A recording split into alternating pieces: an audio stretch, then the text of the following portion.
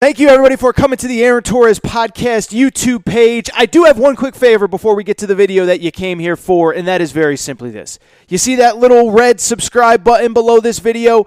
Go ahead, smash that subscribe button.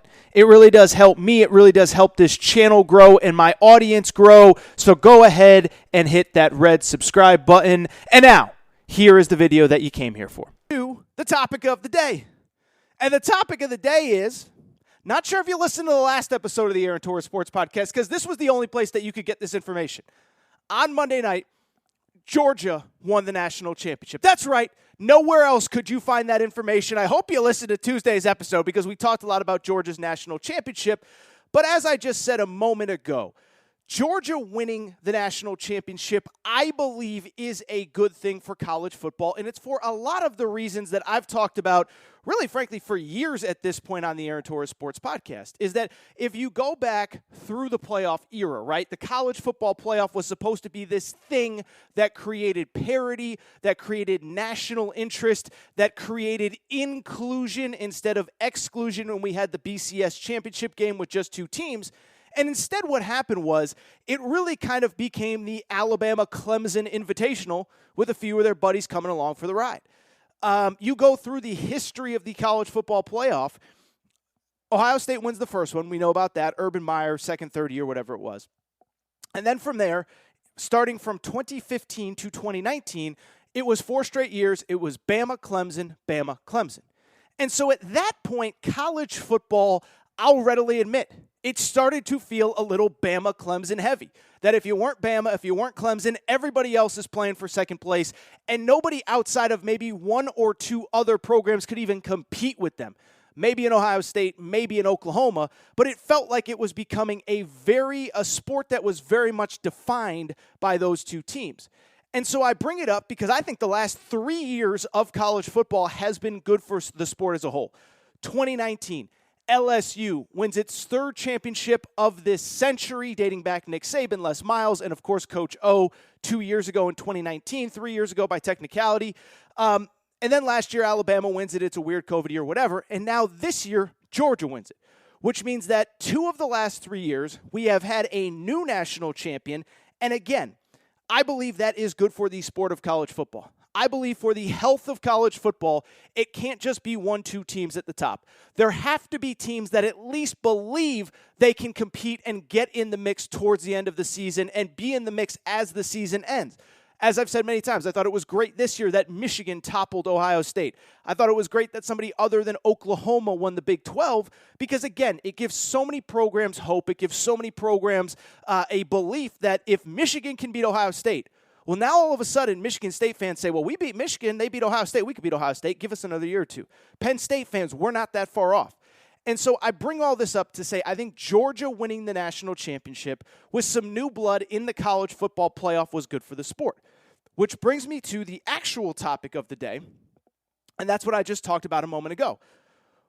2 of the last 3 national champions in college football were first-time teams winning the national championship in the playoff era.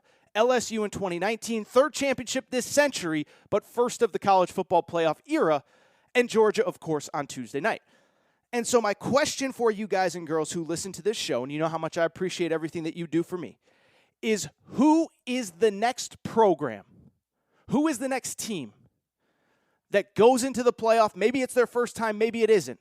But who is the next team to win their first championship of the playoff era? So essentially, what program besides Alabama, who's won a bunch of them, Clemson, who's won 2, Ohio State, who won the first one, LSU, and Georgia, who've won 2 of the last 3, which program is next in line to take home, as my buddy Chris Plank down in Oklahoma calls it, the skinny trophy?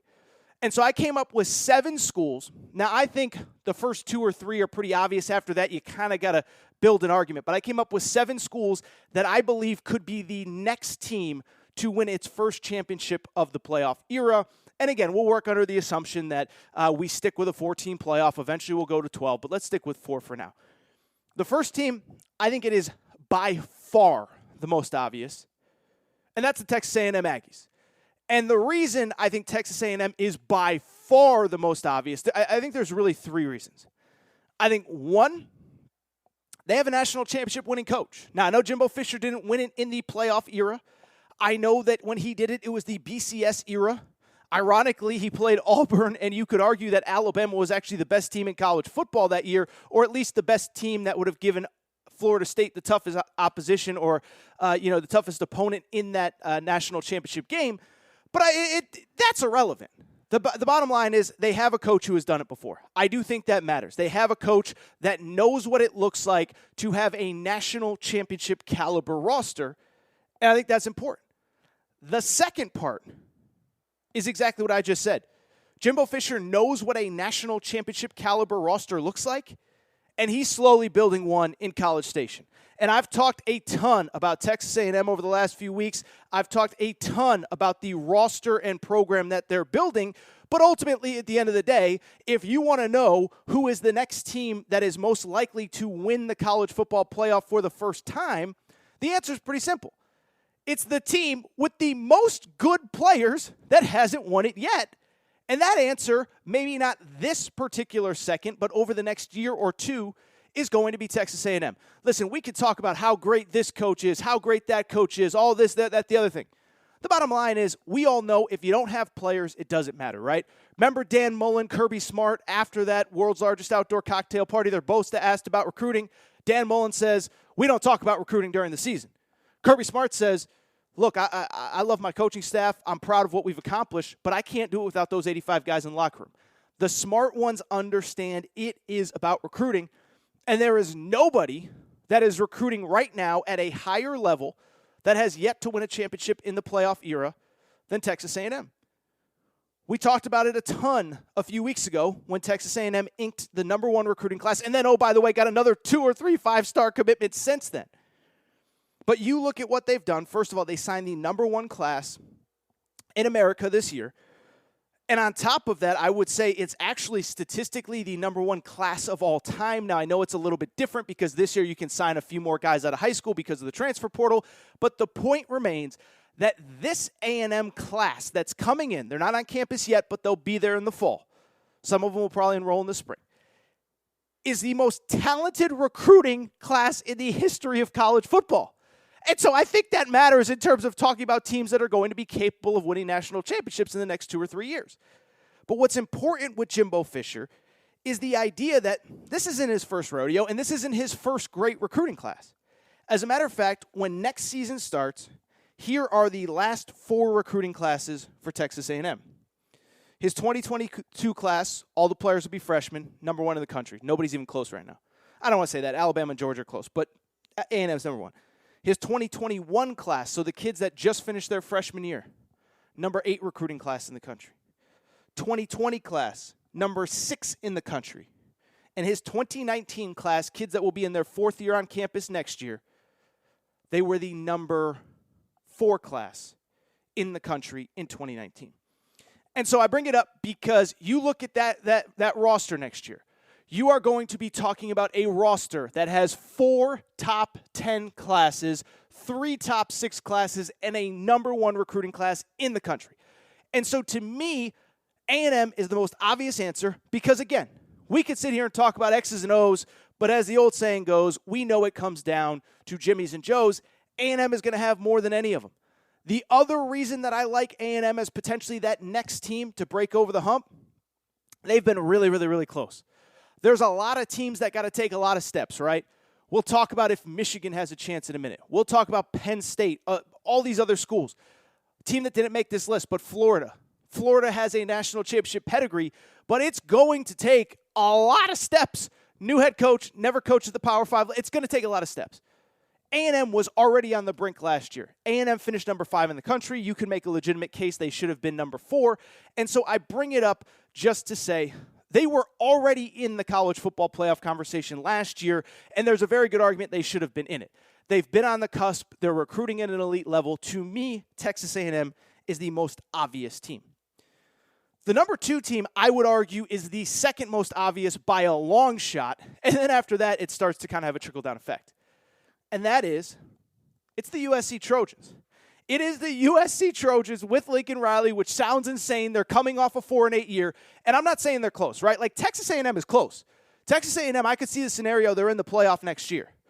I don't know if they can win the national championship next year in a season where C.J. Stroud is going to be back at Ohio State, Bryce Young will be back at Alabama, Stetson Bennett can be back at Georgia. But I could see the scenario that A&M is in the mix. I could see the scenario that A&M is in the playoff as one of those 4 teams. USC isn't anywhere close, but USC has a bunch of stuff going for it. First of all, I think their roster is probably a little bit more talented than people realize. Now, I think they have major holes, major deficiencies, especially along the lines. But their talent on that roster is pretty darn good. I talked about it a few days ago when I talked about Texas A&M's recruiting class, but 24/7 Sports does something called the talent composite rankings. Okay, so we look at these individual classes. Well, A&M's class in this year was the number 1, and the year before was number 6. And this, what the talent composite does is it takes all 4 of your most recent classes, all of the guys on your roster, and they put together who has the most talented roster when you look at all the 4 recruiting classes that are currently on campus. And so why do I bring it up? It is because USC, believe it or not, had the number 10 most talented roster in college football, according to 24/7 Sports, which speaks to how incompetent Clay Helton was and how poor the development of USC was, because they had a roster that on paper, based on recruiting rankings, was more talented than Michigan's, who just made the playoff, was more talented than Notre Dame's, who, of course, finished 5th in the final playoff poll, was more talented than Cincinnati's for sure. And so, 1, I think Lincoln Riley is already working off of a talent base that is way better than people realize. I think, 2, he is going to be a recruiting monster at USC, okay?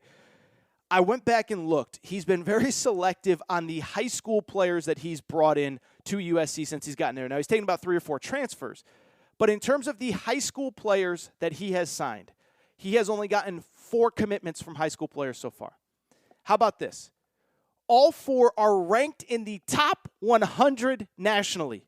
Damani Jackson, number 2 cornerback in high school football, committed to USC. Raleek Brown, number 2 running back in high school football, committed to USC. Zion Branch, number 6 safety, number top 50 player overall, committed to USC. CJ Williams was committed to Notre Dame, top 10 receiver, top 100 player, committed to USC. So you look at that. Lincoln Riley coming in at the last minute in late November, early December, and he already got 4 top 100 players. Imagine what he is going to do when he has a full offseason and a full year in recruiting. We look ahead to 2023. He's already got 4 commitments. 3 of them are among the top 30 players nationally. All of them, it's worth noting, are from west of Las Vegas. They're either from Southern California or Las Vegas. Now, he's going to go get other players, but we all know that Southern California is one of the most fertile recruiting grounds in the country. And so because of it, he is going to be able to recruit at an elite level right away. Now, I still think it's going to take some time. I still think you're going to have to supplement through the transfer portal. But I would also say they have a chance to fix this thing really quick between high school recruiting and the portal. We've talked a lot about Caleb Williams. As I record here on Thursday night, Caleb Williams has not committed. But if Caleb Williams comes in, this team isn't that far off from competing for the Pac-12. And so to me, that's the other variable as well. They're more talented than you realize. They're going to recruit at an insane level. And here's the other part. They might have the easiest access to the college football playoff of any team that I am talking about, because they play in the Pac-12. The Pac-12 stinks. Only Oregon is half decent. And so I bring that up because only Oregon is half decent, and it's important in this conversation because there is nobody that is going to have better access to the playoff than USC just because of who they have to play on a yearly basis. So I look at USC. I think they are a clear-cut number 2 because of the access, because of the talent that they're bringing in, and, of course, because of the talent that is already on the roster. Going through some other teams really quick, and I'll be much quicker on some of these. The first one that immediately comes to mind is the Oklahoma Sooners. And it's tough because Oklahoma, like I said, I think A&M is a clear number 1. Then there's a gap, and I think USC is a clear number 2. And then from there, I think there's a big gap, and I think you can make a case for a lot of different teams.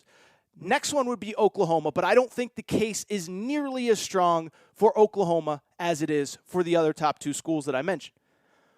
The reasons that I think you can make the strong argument for Oklahoma is because as long as they're in the Big 12, they just have that advantage, right? Kind of what I just said, access for USC.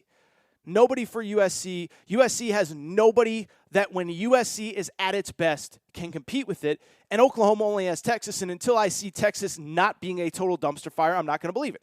So as long as Oklahoma is in the Big 12, they are going to have a huge talent advantage over everybody else, and it is worth noting they could have 3 more full seasons in the Big 12. We don't know if they will, but they could. And so I bring it up to very simply say that you just look at their records. I mean, prior to this season, they had won 6 straight Big 12 titles. And if you take out the COVID year where they only played 11 games, they won 10 or more games in 11 of the previous 12 seasons. And so I talk about Oklahoma because they're just going to be better than everybody. And when you win games, it allows you to stay healthy. It allows you to this. It allows you to that. It allows you to get to the playoff without really pushing yourself, whereas we all know the SEC is a week-in, week-out grind the way that nobody else has to deal with it. On top of that, I would say this. I think Oklahoma is probably a more talented roster than a lot of people realize. Now, there's been some major reshuffling over the last couple weeks, and obviously Caleb Williams transferred. Spencer Rattler, who was the starter and then the backup, he transferred. Mario Williams, one of the top wide receivers, transferred. So it's not quite what it was. But if you look at their across-the-board talent, again, in that composite talent ranking, Oklahoma was actually ranked number 6. Oklahoma was ranked only behind Alabama, Georgia, Ohio State, Clemson, and LSU. And so their talent across the board is probably better than people give it credit for. And now the question becomes, can they play like almost as good offense? And they brought in a very talented young offensive coordinator named Jeff Lebby from Ole Miss. Can they be almost as good on offense, like 80%, and be significantly better on defense with Brent Venables as a first-year head coach? And I think the answer might be yes. And so to me, if you're just a little bit better on defense and you're way better on offense, or excuse me, I take that back. If you're just about the same on offense, maybe even a little bit worse, and you're way better on defense, all of a sudden that changes the paradigm when you get to the college football playoff. Because what's the college football playoff been? Well, we could score, but we can't stop anybody. Couldn't stop Georgia when we played them. Couldn't stop Bama when we played them. Certainly could not stop LSU the last time that Oklahoma made the college football playoff. And I do think that Brent Venables, again, we talked about it when he got hired. I think he's the right fit for this program at this time. I do think that he understands what it takes to build a championship caliber roster because he came from Clemson. And so I do think that's an advantage. Where I do think the disadvantages come in and where I do think Oklahoma is a distant third behind A&M and USC is pretty straightforward. One, we've seen them in the playoff. And while they do recruit at a very good level, while they are very talented, we also got to call a spade here. It hasn't even been close when they get to the college football playoff. And so if it hasn't been close when they get to the college football playoff, I don't know how it's going to get better. I don't know how magically over one offseason they're going to go from getting embarrassed when they get to the college football playoff to now they're going to start beating teams and win 2 games in the college football playoff when right now they are, I believe, 0-4 in the history of the college football playoff. Number 2, I just don't think we know about we don't know Brent Venables. Now, I think Brent Venables is going to work. I think he's going to be a good coach for them, but I don't know. I mean, you can criticize Lincoln Riley and, oh, my God, he never built the program. He inherited it from Bob Stoops and blah, blah, blah, blah, and this and that. You can criticize other guys. Jimbo Fisher, but at least there's a track record. I mean, Lincoln Riley won, 4 Big 12 titles in 5 years at Oklahoma? Jimbo Fisher has won a national championship, even if it isn't in A&M. We don't know about Brent Venables. He could be terrible. I don't think he will be, but I think he could be, and I think that's a factor. I think the final factor with Oklahoma, and it's an important one, they're going to the SEC in a few years. And I would think and I would hope that by then we have the college football playoff figured out. And I think and hope that by then we go to 12 teams. I actually don't hope. I kind of like it at 4, but we're going to 12 teams. And the path is just going to be that much harder. And so it kind of feels like if Oklahoma doesn't win the college football playoff in the next few years, it ain't going to get easier once they get to the SEC, although I guess the counter argument would be if you get to the SEC, you play week in and week out. If you win the SEC at some point, then you're going to be good enough to win a national championship. If you get there, Oklahoma is number 3. Number 4, and this is when it really starts to take a big gap, I'll say Michigan. And Michigan's the first one on this list. I don't think it's going to happen. Okay, first of all, as I record here, Jim Harbaugh is still the Michigan head coach. That could change at any minute. But let's work under the assumption that Jim Harbaugh is still the Michigan head coach next year, year after, in perpetuity, okay? Or the next 5 years or whatever. I think you can make the argument for Michigan and against Michigan as a couple simple things. The argument again, let me actually start with the argument against Michigan because I think it's more interesting, right? The argument against Michigan is they just don't recruit at a high enough level. And that's not a disrespect, but I say it all the time. There's a difference between the number 1 pick in the NBA draft and the number 12 pick in the NBA draft, right? I say it all the time. Number 1 pick, you're trying to get a guy that changes your franchise forever. Number 12 pick, you're trying to get somebody that's just kind of pretty good. And it's the same with recruiting in football.